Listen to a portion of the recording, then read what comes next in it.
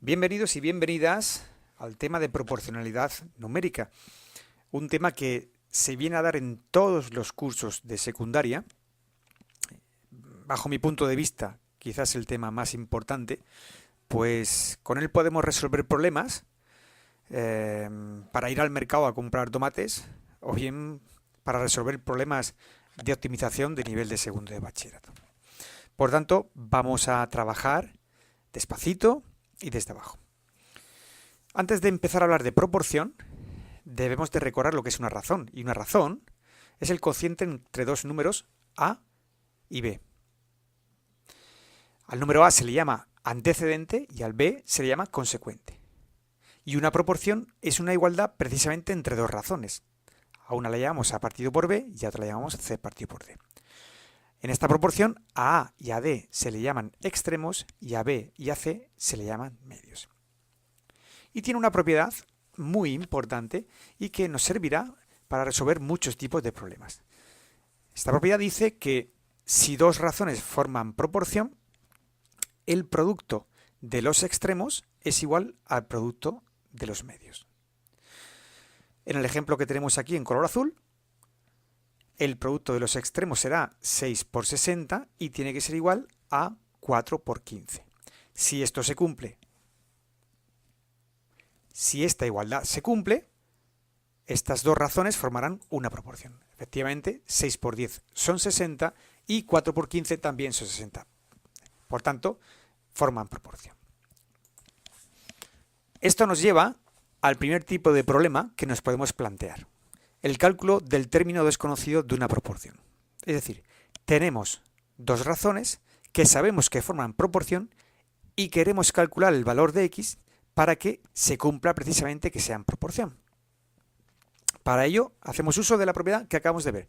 Producto de extremos ha de ser igual al producto de medios. 10 por x ha de ser igual a 4 por 35.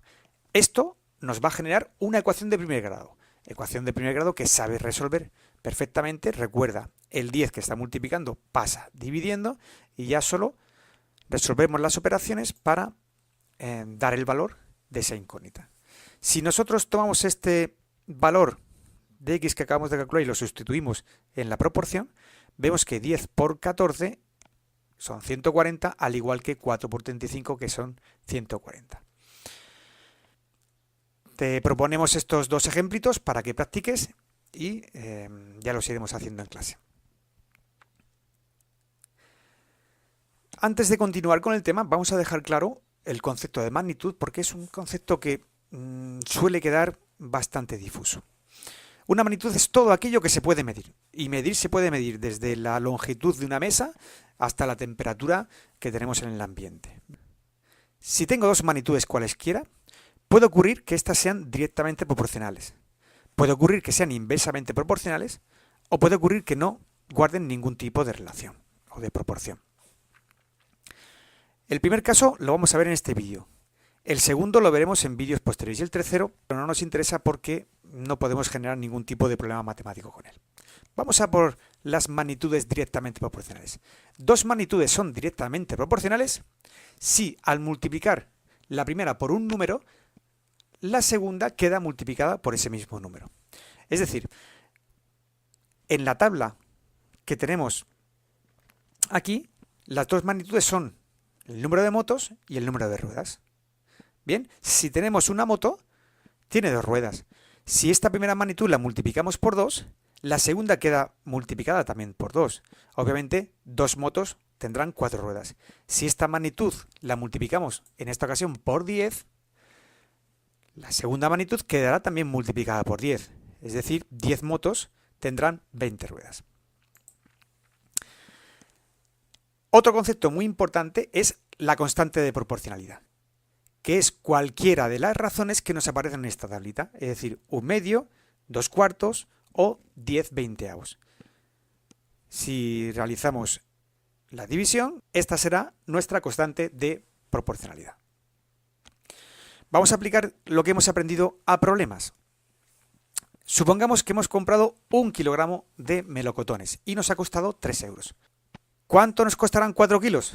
Bueno, yo sé que es un problema muy sencillo de resolver, pero queremos aplicar proporciones.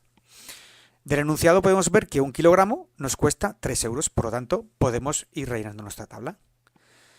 Si compro 2 kilos de melocotones, estoy multiplicando por 2 la primera magnitud. Obviamente el resultado lo tendremos multiplicando por 2 la segunda magnitud.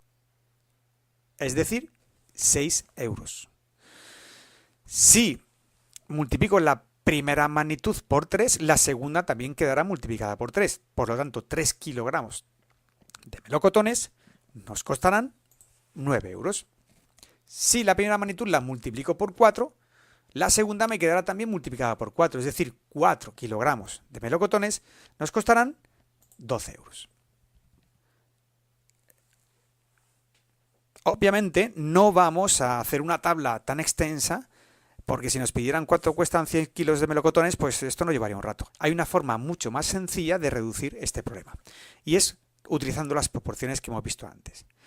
Tomamos las razones tal y como las tenemos en la tabla, bien, y buscamos aquel término desconocido de la proporción que nos haga cumplir que realmente es una proporción. Es decir, aplicando la propiedad de las proporciones, producto de extremos igual a producto de medios, estamos generando una ecuación que al resolverla nos dará como resultado el dinero que he pagado por esos 4 kilogramos de melocotones. Vamos a por otro ejemplito, pero lo vamos a hacer de una forma diferente. Supongamos que tenemos 4 máquinas que son capaces de producir entre las 400 piezas al día. La pregunta que nos hacen es, ¿cuántas piezas producen 8 máquinas? Lo primero será identificar las magnitudes. Las magnitudes serán el número de máquinas y el número de piezas que se fabrican al día. Lo segundo que vamos a hacer es calcular lo que llamamos la línea de certeza. La línea de certeza es aquella relación que sabemos que se cumple entre las dos magnitudes y que aparece en nuestro enunciado. Podemos ver claramente que 4 máquinas producen 400 piezas. Bien, pues esto lo vamos a colocar debajo de sus magnitudes. Lo siguiente que vamos a hacer es obtener lo que llamamos una línea de incertidumbre. La línea de incertidumbre es aquella donde aparece nuestra incógnita. Nos fijamos en la pregunta que nos hacen, ¿cuántas piezas? Por lo tanto, nuestra incógnita va a estar aquí. Producen 8 máquinas y este 8 iría debajo del número de máquinas. Ahora lo transformamos en proporciones y aplicamos la propiedad que hemos visto al principio. Producto de extremos igual a producto de medios, generando así una ecuación que sabemos resolver y cuyo resultado nos da el número de piezas que fabrican esas 8 máquinas. Vamos a por el apartado B. En este caso se han producido 1200 piezas. ¿Cuántas máquinas se han usado? Bien, nuestras magnitudes y nuestra línea de certeza va a ser exactamente la misma, puesto que no ha cambiado el problema. Ahora bien, nuestra línea de incertidumbre sí ha cambiado. Ahora la incógnita es el número de máquinas que se han usado. Por lo tanto, la X va a estar aquí, mientras que las piezas que se fabrican son 1200. Procedemos exactamente igual que antes, realizamos una proporción, aplicamos la propiedad de las proporciones, producto de medios es igual al producto de extremos. Esto nos genera una ecuación de primer grado, aunque la X está en el segundo miembro, podemos desplazar al primer miembro y obtener el resultado, y es que necesitamos 12 máquinas para producir esas 1200 piezas. Vamos a hacer este mismo apartado, pero esta vez utilizando lo que llamamos la regla de 3 directa. Es una regla que lo que hace es simplificarnos los cálculos de la proporción. Bien, en nuestro ejemplo seguimos teniendo nuestra línea de certeza y nuestra línea de incertidumbre. Pero esta vez, en vez de llevarlas a proporción como antes, vamos a escribir que X va a ser igual al término que tengo enfrente por el término que está en su diagonal dividido por el término que está enfrente de este último. De este modo, lo que hemos conseguido es generar la ecuación, pero ya despejada su incógnita, cuya solución será 12 máquinas. Hagamos otro ejemplo para practicar la regla de 3. Supongamos que tenemos una fábrica de magdalenas en la que se emplean 2 litros de leche para hacer 5 kilogramos de magdalenas. La pregunta que se nos hace es ¿cuántos litros de leche serán necesarios para producir 100 kilos de magdalenas? Bien, igual que hemos hecho antes, primero identificar las magnitudes. la leche y las magdalenas. En segundo lugar, nuestra línea de certeza. Sabemos que se emplean 2 litros de leche para producir 5 kilogramos de magdalenas. Bien. Por último, la línea de incertidumbre. Nos preguntan cuántos litros de leche serán necesarios, por lo tanto nuestra incógnita estará aquí, para producir 100 kilogramos de magdalenas. Aquí tenemos nuestra línea de incertidumbre. Ahora, en vez de hacer una proporción, lo que hacemos es x igual al término que tengo enfrente por el término que tengo en la diagonal, dividido entre el término que queda enfrente de este. Aquí tenemos nuestra ecuación despejada, cuyo resultado es 40 litros de leche. Apartado B. ¿Y si disponemos de 1000 litros de leche? ¿Cuántas magdalenas podemos preparar?